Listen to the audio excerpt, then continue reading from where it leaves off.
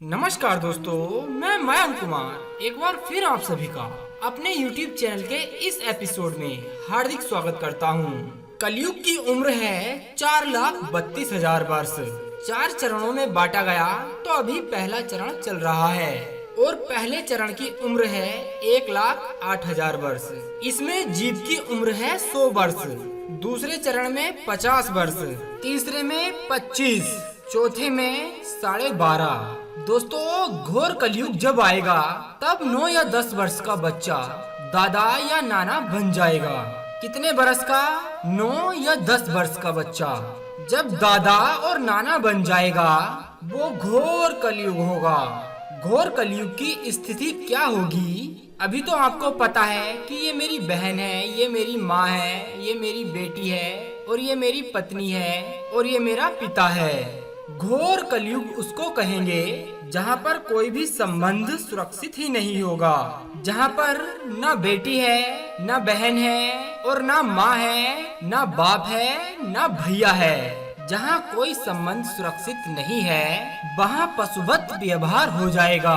आप लोगों ने अक्सर देखा होगा कि पशुओं में जो माँ जन्म देती है कुछ समय बाद वही बच्चा अपनी माँ के साथ ही सहवास करता है। तो दोस्तों, जो स्थिति उन पशुओं की है घोर कलयुग में वही स्थिति हम मानवों की हो जाएगी। अभी तो मुझे ये पता है कि मेरे पिता कौन हैं, लेकिन दोस्तों आने वाले समय में किस बच्चे का पिता कौन है? इतना घोर पाप, भूखमरी कितनी होगी। एक रोटी के टुकड़े के पीछे लोग अपनी जान दे देंगे और दूसरे की जान ले लेंगे। एक रोटी का टुकड़ा नदी के उस पार यदि कोई दिखा दे, पता है कि नदी में बाढ़ है, मैं डूब के मर जाऊंगा, लेकिन एक टुकड़े की चाहत में वो नदी में कूद जाएगा और अपने आप को समाप्त कर लेगा। इतनी भूखमरी होगी कलयुग में। कलयुग में जिन्हें घर चलाना नहीं आता वह लोग देश को चलाएंगे।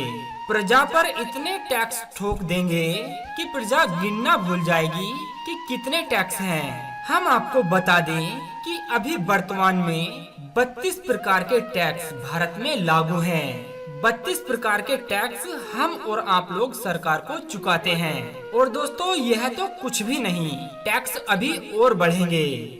कलयुग का राजा ही कलयुग की प्रजा का शोषण करेंगे, जो अभी वर्तमान में हो रहा है। कलयुग में एक व्यक्ति की लंबाई कितनी होगी बताऊं? आप शायद यकीन नहीं करोगे। आपने चने का पेड़ तो देखा ही होगा। चने का झाड़ बहुत छोटा सा होता है और उस चने के झाड़ के नीचे बैठकर कलयुग का व्यक्ति छांव लिया करेगा। कलयुग के अंत में इतना रह जाएगा कलयुग का व्यक्ति लंबाई में। पाप के सिवा कुछ और नहीं होगा घोर कलयुग में। हे मेरे भाई, इसीलिए मैं कहता हूँ अभी नहीं तो अभी तो भगवान की कथाएं हैं, आप उन्हें सुन सकते हैं, भगवान से प्यार कर सकते हो, भगवान के तीर्थ में जा सकते हो। तुम्हें पता है सारे रिश्तों की मान मर्यादाएं, माँ बाप भाई बहन सबकी मर्यादाएं, लेकिन जब तुम अभी नहीं कर पाए तो फिर कभी नहीं कर पाओगे। और ये मानव जीवन व्यर्थ मत जाने देना मेरे भाई बहन। और अगर ये व्यर्थ चला गया तो आप सिर्फ पटक पटक रोते रहोगे, तुम्हें पछताना पड़ेगा। तुम्हारे हाथ कुछ नहीं आएगा, कुछ भी नहीं सिवाय पछताने के अलावा। एक राजा की कथा है, जरा ध्यान लगाकर सुनना। एक राजा को बड़ा अभिमान था, मेरे पास बहुत धन दौलत है जिसकी मैं गिनती भी नहीं कर सकता, और इसके अभिमान में वह किसी से मुंह सीधे बात भी नहीं करता था। एक दिन मस्त मलंग फकीर चले आए और राजा के बराबर में जाकर बैठ गए। राजा को लगा कि आज ये बाबा जी पागल हो गए हैं, इसको ये नहीं पता कि राजा के बगल में नहीं बैठते हैं। साधु महाराज समझ गए कि हाँ, अब राजा को गुस्सा आने लगा है।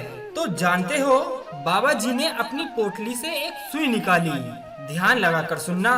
बाबा जी ने अपनी पोटली से एक सुई निकाली और कहने लगे, बाबा जी बोले, राजा मैं फकीर हूँ, मुझे ये लोग ये सुई लेकर जाने नहीं देंगे, लेकिन ये सुई मेरे बड़े काम की है, इसके बिना मैं कोई काम नहीं चला सकता। मेरा एक काम करोगे? तुम तो राजा हो, तुम तो बहुत कुछ लेकर आओगे। एक मेरी ये सुई ले आना और जब तुम ऊपर मिलोगे तो मुझे दे देना, मैं इससे अपना काम चलाता रहूंगा।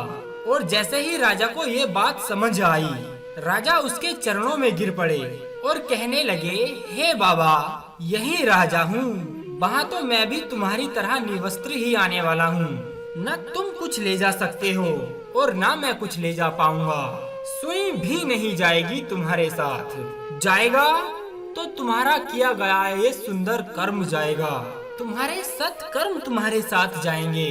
आगे भी जो करोगे वही तुम्हारे साथ ऊपर जाएगा। तो भगवान श्री कृष्ण ने कहा है कि हे उद्धव, घोर कलयुग में सिर्फ पाप अत्याचार बढ़ेगा, दुराचार बढ़ेगा और ये मुझे तुम्हें बताने की जरूरत नहीं है। आज बाप बेटी का संबंध खत्म हो चुका है। बोलो हाँ या ना। भाई बहन का हाँ या ना। बचा क्या है? फिर भी सिर्फ ये अंश है, सुई की एक पहली नोक की बराबर। आने वाला भयंकर समय है। इसलिए मेरे भाई बहन जो इस वीडियो को देख रहे हैं, मैं उन्हें समझा सकता हूँ कि अपना कल्याण चाहते हो तो इसी जन्म में ऐसा कर जाओ कि अगला जन्म तुम्हें लेना ना पड़े और फिर हम 84 लाख योनियों के चक्कर में ना पड़े, ना उनके चक्कर काटे। और अगर तुम्हें कुछ ना आता हो तो भागवत श्रवण करते रहो। ये भागवत ही तुम्हें कन्हैया तक पहुँचा देगी और तुम्हारा पुनर्जन्म नहीं होगा।